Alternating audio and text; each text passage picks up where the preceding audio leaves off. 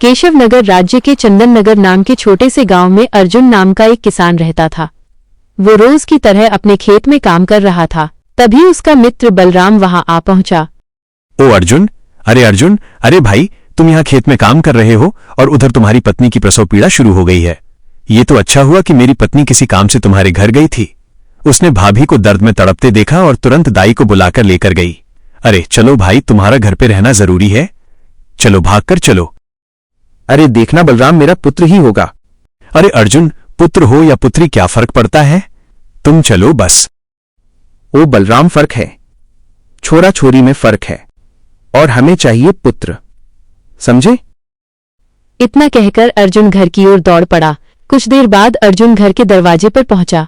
तभी बलराम की पत्नी बिया 2 नवजात कन्याओं को गोद में लेकर बाहर आई। मुबारक हो अर्जुन भैया, तुम्हें जुड़वा बेटियां हुई। अर्जुन का चेहरा उतर गया। वो बिना कुछ कहे वहां से लौट गया। थोड़ी देर बाद जब वो घर में आया तो उसकी पत्नी आरती अपनी दोनों बेटियों को दूध पिला रही थी। क्या आप खुश नहीं हुए? अरे खुश नहीं हुए से तुम्हारा क्या मतलब है? तुम जानती हो कि मुझे पुत्र चाहिए था, पुत्री नहीं, और तुम्हें बेटा भी नहीं दे पाई।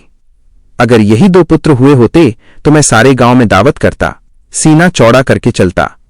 क्या करूं इन लड़कियों का, क्या करूं इनका? आरती के चेहरे पर गहरी उदासी उतर आई, लेकिन कुछ देर बाद उसने संभलते हुए मुस्कुराने की कोशिश की। अच्छा सुनिए ना, मैंने इनका नाम रख लिया है। बड़ी का नाम चारुलता और छोटी का सौम्या। ऐसा है, ये तुम्हारी बेटियां हैं, चाहे तो नाम रखो चाहे तो ना रखो, मुझे कोई मतलब नहीं इनसे। अर्जुन वहां से चला गया। समय बीतता गया।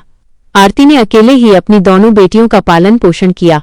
अर्जुन ने कभी उनकी परवाह नहीं की। 10 वर्ष गुजर गए और अब सौम्या और चारुलता समझदार हो चुकी थी। माँ, पिताजी हम दोनों से बात क्यों नहीं करते? ऐसा मत कहो बिटिया, तुम्हारे पिताजी बहुत व्यस्त रहते हैं, उन्हें समय नहीं मिलता। माँ, गांव के और किसान भी तो व्यस्त रहते हैं, फिर भी वो अपनी बेटियों से प्यार करते हैं। हमारे पिता तो हमारी ओर देखते तक नहीं। मैं तो तुमसे बहुत प्रेम करती हूँ, तुम अपने पिता की बातों पर ध्यान मत देना। अच्छा, तुम दोनों यहीं रहो, मैं नदी से पानी भरकर लाती हूँ।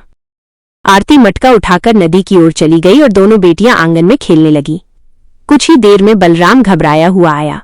उसकी आंखों से आंसू बह रहे थे। बलराम चाचा, क्या हुआ? आप रो क्यों रहे हैं?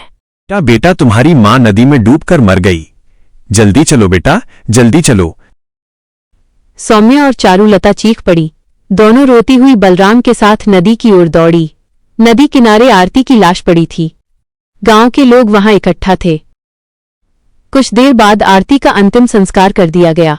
गांव का वातावरण शोक में डूब गया।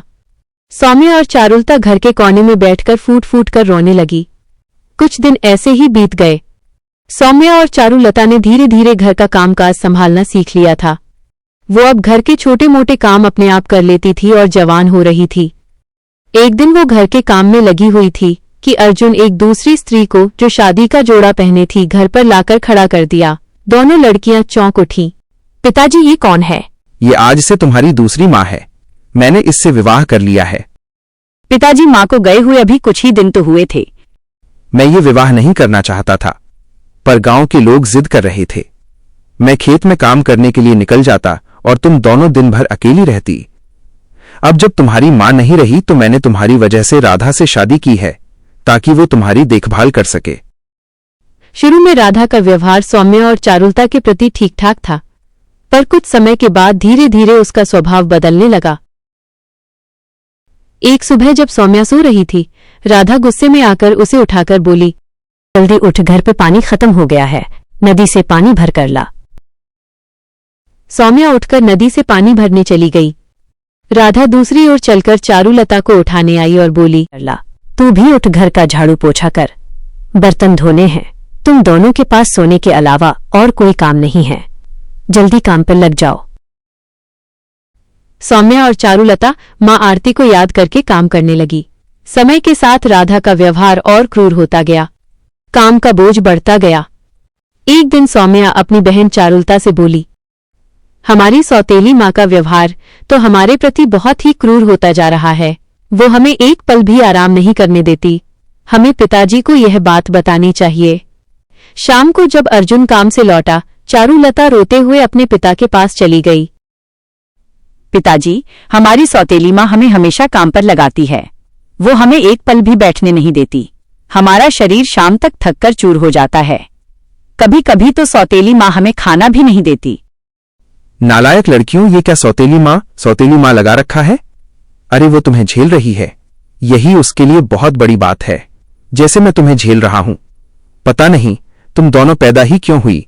जब तुम दोनों पैदा हुई थी ना, तो मैं बिल्कुल खुश नहीं था। मैंने गांव में कोई मिठाई नहीं बंटवाई थी, कोई ढोल नहीं पिटवाया था। मैं चाहता था कि मेरी बीवी आरती तुम्हारी मां किसी पुत्र को जन्म दे, पर उसने दी तो एक नहीं दो बेटियां।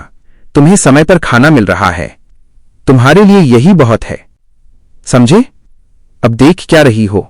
दफा हो जाओ मेरी आंखों के सामने से, जाओ यहां से, जाओ। फिर समय की धारा बहने लगी और 10 वर्ष और बीत गए। चारुलता और सौम्या अब जवान हो चुकी थी। तुम्हारी दोनों पुत्रियां जवान हो गई हैं। अब तुम्हें उनके विवाह की तैयारी करनी होगी। क्या तुम्हारे पास इतना धन है कि तुम दोनों का दहेज दे सको? कौड़ी भी उनके विवाह में खर्च नहीं करने वाला। देखो, मेरे पास एक उपाय है। मैं अपने गले का हार गायब कर दूंगी और चोरी का आरोप तुम्हारी दोनों पुत्रियों पर लगा दूंगी। तुम मेरा साथ देना, फिर अपनी दोनों पुत्रियों को धक्का देकर बाहर निकाल देना। इससे तुम्हें इन दोनों से हमेशा के लिए छुटकारा मिल जाएगा। अगले दिन जब सौम्या और चारुलता काम कर रही थी, राधा वहां पहुंची। मेरे सोने का हार जो मैं गले में पहनती थी, नहाने से पहले मैं अपने कक्ष में रखकर जाती थी, और अब वो गायब है। वो कहाँ गया? कैसी बातें कर रही हो माँ? हम तो आपके कक्ष में जाते ही नहीं। मुझे शक है कि सौम्या और तुमने हार चुराया है, क्योंकि तुम दोनों मेरे गले के हार को हमेशा घूरती रहती थी। माँ, हम पर चोरी का इल्जाम मत लगाइए। साफ साफ बोल रहा हूं, सच बोल दो, नहीं तो मैं धक्के मारकर बाहर निकाल दूंगा। सच सच बता। पिताजी, हमारी बात पर विश्वास कीजिए। अर्जुन ने भयंकर ठंड में उन दोनों को घर से निकाल दिया। गांव वाले देख रहे थे, पर कोई मदद के लिए आगे नहीं बढ़ा। सौम्या और चारुलता रोते हुए घर से दूर नदी के किनारे चली गई। वो बेबसी और अपमान से टूट चुकी थी। माँ, तुम अकेले पानी भरने क्यों गई थी? हमें भी साथ ले लेती, हमें ये दिन नहीं देखना पड़ता। माँ, तुम्हारे जाने के बाद हमने कितने अत्याचार सहे, तुम्हें क्या बताएं। घंटों नदी के किनारे बैठकर रोती रहीं, अपनी माँ से बातें करती रहीं और उस बचपन की यादों में खुद को ढूंढती रहीं। सर्दी इतनी कड़क रही थी कि दोनों बहनों का शरीर ठंड में जम सा गया था। अगली सुबह एक बूढ़ी औरत वहां आ पहुंची। तुम दोनों कौन हो और इतनी ठंड में इस नदी किनारे क्या कर रही हो? चारुलता ने रोते हुए सारी घटना बूढ़ी औरत को बता दी। अच्छा हुआ तुम यहां आ गई, रोने से कुछ नहीं होगा, हिम्मत मत हारो। तुम लड़की हो तो क्या हुआ, तुम भी वही कर सकती हो जो मर्द कर सकते हैं। पास में एक जंगल है, वहां से लकड़ी काट कर लाओ, मैं तुम्हें झोपड़ी बनाना सिखाऊंगी। तुम यहीं झोपड़ी बनाकर रहो, किसी की मोहताज मत बनो। वो तैयार हो गई और बूढ़ी औरत के बताए स्थान पर चली गई। वो लकड़ियां तोड़कर और बूढ़ी औरत के साथ मिलकर झोपड़ी तैयार करने लगी। थोड़े ही समय में झोपड़ी तैयार हो गई और उस दिन के बाद वो वहीं रहने लगी। कुछ दिन गुजरने के बाद बूढ़ी औरत उन दोनों से बोली, अब तुम दोनों को कोई काम धंधा करना चाहिए। जंगल में बहुत से पेड़ हैं जिनके फल का कोई भी मालिक नहीं है। उन फलों को तोड़कर बाजार में बेचो, इससे तुम्हें आमदनी होगी। दोनों बहनें रोज जंगल जाती, फल तोड़कर बाजार में बेचने लगी और धीरे धीरे उनकी आर्थिक स्थिति संभलने लगी। अभी राजा सूरज तुम्हारी झोपड़ी के पास शिकार के लिए डेरा डाले हुए हैं, वहीं जाकर सच्चाई बताओ। लेकिन राजा सूरज सबूत मांगेंगे। सबूत तुम्हारे पिता के कक्ष में है, वो गहने वहीं रखे हैं। अब देर मत करो। चारुलता राजा सूरज को धीमी आवाज में रोते हुए सब कुछ बताने लगी। महाराज, क्या हुआ महाराज? ये तो मेरी दोनों पुत्रियां हैं। क्या इन्होंने आपसे मेरी शिकायत की महाराज? अब तुम्हारी सच्चाई सामने आ चुकी है अर्जुन। तुमने ही वर्षों पहले अपनी पत्नी आरती की हत्या की थी। क्या ये आप क्या कह रहे हैं महाराज?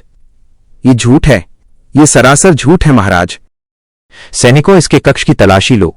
जो भी आभूषण मिले उन्हें हमारे सामने लेकर आओ। जाओ। सैनिक अंदर गए और थोड़ी देर बाद सोने के आभूषण लेकर लौटे। ये तो वही हार है जिसकी चोरी का इल्जाम हम दोनों बहनों के ऊपर लगाया गया था। पिताजी ने हमें ठंड में घर से निकाल दिया था, उसी इल्जाम के कारण, और ये वही आभूषण है जो माँ ने उस दिन पहने थे जब वो नदी में डूबी थी। अर्जुन, तूने अपनी पत्नी की हत्या की। अब तू और तेरी पत्नी राधा जीवन भर कारागार में सड़ोगे। सैनिकों, बंदी बनाओ इन्हें।